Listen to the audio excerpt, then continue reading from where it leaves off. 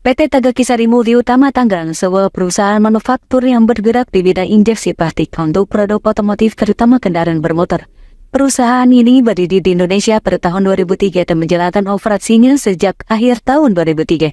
PT Tagakisari Multi Utama memiliki 2 kantor di Indonesia. Untuk head office terdapat di daerah Tangerang, Banten, sedangkan pada pabrik kedua terdapat di daerah Cikarang, Jawa Barat. Teknik pengumpulan data yang dilakukan adalah wawancara, yang dimana dilakukan langsung kepada 3 karyawan PT TSMU, yaitu Pak Naryo, Ketua QC Omeko Staff Engineering, dan Mas Kirol sebagai karyawan biasa. Hal ini dilakukan untuk mendapatkan informasi yang konkret. Dalam pelaksanaan, peneliti mengajukan pertanyaan secara langsung kepada narasumber sesuai dengan daftar yang telah disusun sebelumnya. Data wawancara yang telah terkumpul, peneliti kemudian menganalisis permasalahan yang ditemukan berdasarkan jawaban responden. Hasil temuan tersebut kemudian dihubungkan dengan teori yang relevan. Tahukah kamu, karyawan PT Tagakisari Multi Utama mendapatkan instruksi kerja dari HRD secara langsung, menunjukkan bahwa perusahaan tidak hanya menekankan aspek teknis, tetapi juga memperhatikan sisi manusiawi dalam komunikasi internal. Hal ini sejalan dengan teori Carl Weick tentang perorganisasian, yang menyatakan bahwa organisasi terbentuk melalui komunikasi dan penciptaan makna bersama, di mana interaksi berkelanjutan membentuk pola kerja yang teratur dan meningkatkan kinerja. Tahukah kamu, kendala informasi sering muncul ketika penyampaian melalui WhatsApp, selalu berpotensi menimbulkan miskomunikasi. Para pekerja PT Tagakisari Multi Utama mengeluhkan miskomunikasi ketika instruksi kerja disampaikan melalui WhatsApp, yang menunjukkan alur komunikasi perusahaan kadang kurang efektif. Menurut Darf dan Nengel 1984 dalam Media Research Theory, setiap media memiliki tingkat kekayaan berbeda dalam mempermudah pemahaman pesan. WhatsApp tergolong media miskin karena minim isyarat nonverbal dan umpan balik secara langsung, sehingga berpotensi menimbulkan salah tafsir dalam komunikasi kerja. Analisis peneliti, komunikasi yang dilakukan PT TSMU cenderung satu arah.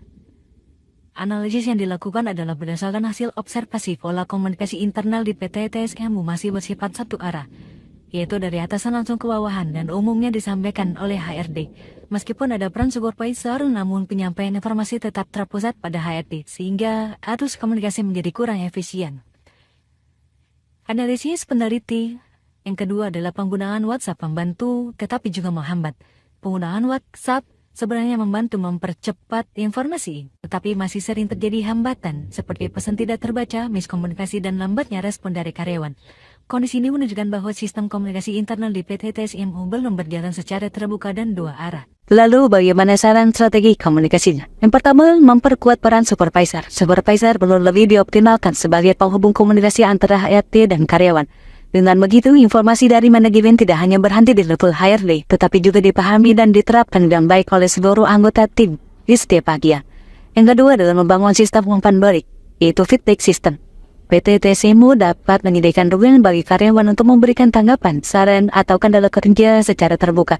Misalnya melalui forum diskusi internal, kotak saran digital, atau formulir umpan balik anonim, agar komunikasi berjalan dua arah dan lebih partisipatif.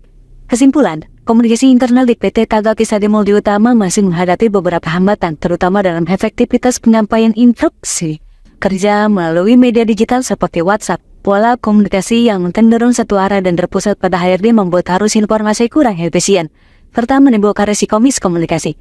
Berdasarkan Media Research Theory yang dikemukakan oleh Duff and Langell pada tahun 1984, WhatsApp tergolong media miskin karena tidak mampu menyampaikan makna secara penuh dan cepat menimbulkan salah tafsir. Oleh karena itu, perusahaan perlu memperkuat peran supervisor sebagai penghubung komunikasi serta membangun sistem umpan balik dua arah agar proses komunikasi menjadi lebih partisipatif, transparan, dan efektif.